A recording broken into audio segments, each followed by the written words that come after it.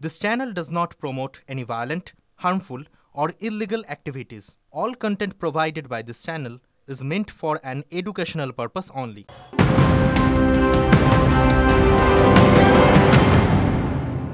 নজর রাখবো এই মুহূর্তের একটি গুরুত্বপূর্ণ খবরের দিকে। আজ 31 জুলাই, আজই 2023-24 অর্থবর্ষের আয়কর রিটার্ন জমা দেওয়ার শেষ দিন।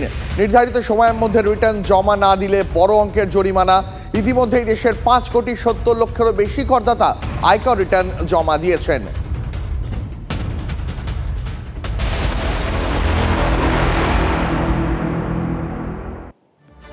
ভোররাতে দুর্ঘটনার কবলে পড়ে হাওড়াগামী এক্সপ্রেস। সময় ট্রেন ছাড়লে আর যাই হোক মুম্বাই মেল দুর্ঘটনায় পড়তো না।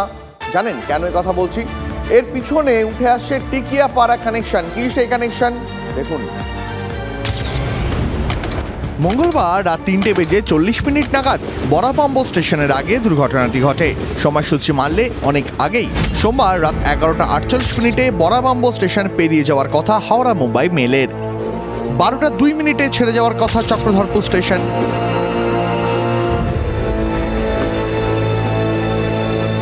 তাহলে দেরি কেন? দেরি নেপথ্যে অবরোধ। হাওড়া খড়গপুর শাখায় ট্রেন একেবারেই সময় মেনে চলছে না। এই অভিযোগে সোমবার সন্ধ্যায় টিকিয়াপাড়া স্টেশনে অবরোধে বসে পড়েন নিত্যযাত্রীরা। রেলের আশ্বাস পেয়ে কয়েক ঘন্টা পর সেই অবরোধ ওঠে। তার প্রভাব পড়ে রেল চলাচলে।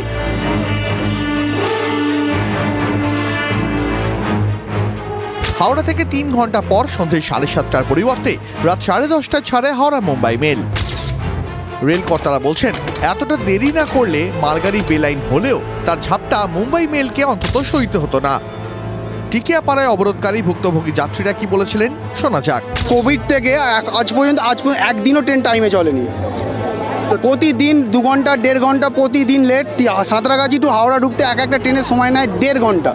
আমাদের সাউথ ইস্টার্নের কোনো ছেলেদের কাজে নিচ্ছে না কোনো কোম্পানিতে, এই জন্যই আমাদের এবং লেট ফাইনও কেটে নিচ্ছে। এইভাবে আমাদের চলেন। দীর্ঘদিন যখন খুশি চলে ট্রেন বাতিল করে দেয়। ট্রেন লোকাল ট্রেন দাঁড় করায় মালগাড়ি পাস করায়। লোকাল ট্রেন দাঁড় করিয়ে রেখে মালগাড়িকে পাস করানোর অভিযোগ। তার মানে মালগাড়ির গুরুত্ব বেশি। কিন্তু মালগাড়ির যথাযথ রক্ষণাবেক্ষণ কি আদৌ হচ্ছে? বারবার মালগাড়ি লাইনচ্যুত হওয়ার ঘটনা সেই প্রশ্নই তুলে দিচ্ছে। গত 21 জুলাই রানাঘাট স্টেশনে মালগাড়ির 8টি চাকা লাইনচ্যুত হয়। এর ঠিক 7 দিন পর পাঁশকুড়ায় লাইনচ্যুত হয় মালগাড়ির 3 কামরা। 27 জুলাই মহারাষ্ট্রের পালঘরেও লাইন থেকে ছিটকে যায় মালগাড়ির কামরা। গত 2 থেকে 3 দিনের মধ্যে ওড়িশাতেই অন্তত 2বার মালগাড়ি লাইনচ্যুত হয়েছে। কোভিড পর্বে রেল দুর্ঘটনা অনেক কমে যায়। সেই সংখ্যা সামনে রেখে বারবার বিজ্ঞাপন দিত রেল মন্ত্রক।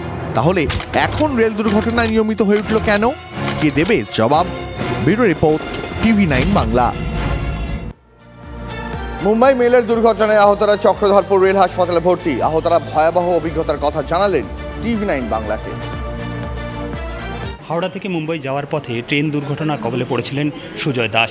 আর সেই ট্রেন দুর্ঘটনায় আহত হয়ে এই মুহূর্তে চক্রধরপুর রেলওয়ে হসপিটালে ভর্তি রয়েছেন তিনি।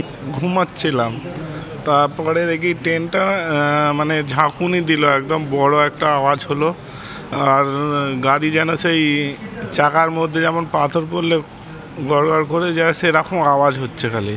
আর আমি শুয়েছিলাম, ঘুমাচ্ছিলাম, ছিটকে একদম নিচে পড়ে যায়। আমার ওপরে আরও সব ওপরে যারা ছিল পড়লো, পেটি বিস্তারা যা ছিল সব আমার উপরে। আমি ছিটকে পড়লাম, পড়ে মাথায় ফ্র্যাকচার হয়ে গেছে। আমরা তখন টিভিতে দেখতাম, এখন সরাসরি সামনে বেঁচে এসে এটাই তখন হাত পা আমার কাঁপছে, কি করব নিজেই বুঝতে পারছি না। ভয়টা মানে মাঝে মাঝে মনে হচ্ছে কোথায়, মানে ওইটাই খালি ফেসে হচ্ছে। মনে হচ্ছিল যেন একটা ম্যাগের মতো আওয়াজ, মানে গর্জনের মতো হয়েছিল। হঠাৎ করে দেখছি দরজা ভেঙে চলেছে, পড়ে গেছিলাম নিচে, উপরের সিটে ছিলাম, ওখান থেকে পড়ে গেলাম। তারপরে দেখছি পাটিতে ঘর ঘর ঘর চলে যাচ্ছে, গাড়ি আর থামা যাচ্ছে না, সব দরজা ফরজা ভেঙে চলে এসেছিলো। ওই দৃশ্য ভোলা যাবে না। डर लगता है कुछ, ये इतना बड़ा हो गया था ना, ये इतना बड़ा, यहाँ बड़ो चक्कर आ रहे थे मेरे को। তারা যে ভয়াবহ অভিজ্ঞতার সম্মুখীন হয়েছেন তারা বলছেন যে এই অভিজ্ঞতা তাদের ভোলার নয়। অর্থাৎ তাদের যে আতঙ্ক, যে দুর্ঘটনা একেবারে চোখের সামনে দুর্ঘটনা ঘটা, তার যে আতঙ্ক, সেই আতঙ্ক কার্যত এই আহত যাত্রীদের তাড়া করে বেড়াচ্ছে, অন্তত তেমনটাই বলা যায়। চক্রধরপুর রেলওয়ে হাসপাতাল থেকে ক্যামেরায় বুধন কর্মকারীর সঙ্গে হীরক মুখার্জি, TV9 বাংলা।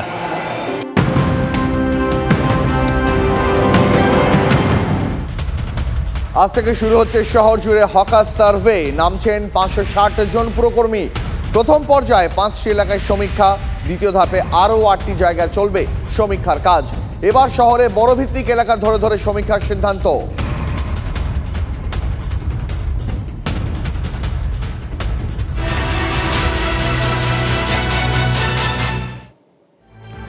রেশন দুর্নীতি মামলা তদন্তে বসিরহাটের রাইস মিল মালিক আব্দুল বারিক বিশ্বাসের রাজারহাটের ফ্ল্যাট থেকে উদ্ধার হলো প্রায় 20 লক্ষ টাকা।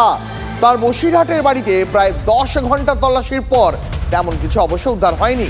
সূত্রের দাবি, রেশন দুর্নীতি মামলায় গ্রেপ্তার রাজ্যের প্রাক্তন খাদ্যমন্ত্রী জ্যোতিপ্রিয় মল্লিকের ঘনিষ্ঠ বলে পরিচিত এই বারিক বিশ্বাস কিভাবে ট্রাক চালক থেকে সোনা গরু কয়লা পাচারের পাণ্ডা? বারিকের উত্থানে কার হাত যশ?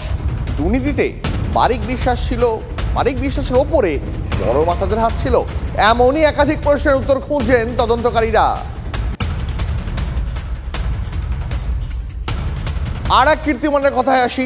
দেগঙ্গার চাল ব্যবসায়ী আনিসুর রহমান ওরফে বিদেশ, তার বাড়িতে টানা 21 ঘন্টা ম্যারাথন তল্লাশি।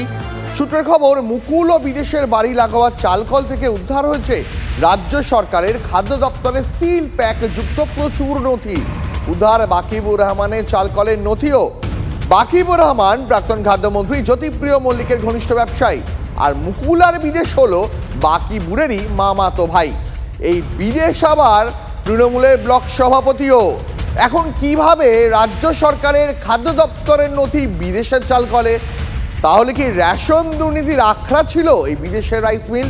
এই চালকল মালিকরাই কি রেশন দুর্নীতির মিডলম্যান? হ্যাঁ, সম্পূর্ণরূপে ওরা যে সমস্ত যা কাগজপত্র নথি চেয়েছে সবটাই এই তদন্তের জন্য সবটাই আমরা কোঅপারেশন করেছি। যে যে লেভেলের কোঅপারেশন চেয়েছে সব লেভেলের কোঅপারেশন করা হয়েছে, এবং আগামীতেও যে লেভেলের কোঅপারেশন চাইবে, যা যা এই ইনভেস্টিগেশনের জন্য প্রয়োজন আছে সবটাই আমরা সহযোগিতা করব, সেভাবেই কথা বলা হয়েছে এবং তারাও যথেষ্ট স্যাটিসফাইড। তবে আমরা এইটুকু বলতে পারি, এই দেশের একজন দায়িত্বশীল নাগরিক, বাংলার দায়িত্বশীল নাগরিক হিসেবে, তৃণমূল কংগ্রেসের দায়িত্বশীল কর্মী হিসেবে যখন যখন যেভাবে যে ধরনের সহযোগিতা প্রয়োজন হবে আমরা সেই সহযোগিতা এনকোয়ারির জন্য প্রস্তুত আছি। আমরা সহযোগিতা করি। কিছু উদ্ধার করেছে না, তেমন কিচ্ছু সিজ হয়নি, শুধু যেটা মোবাইল নিয়ে গেছে, আমার বা দাদার মোবাইল নিয়ে গেছে, আর তাছাড়া আর কিছুই নাথিং, কিছু পাইওনি, কিছু সিজও হয়নি।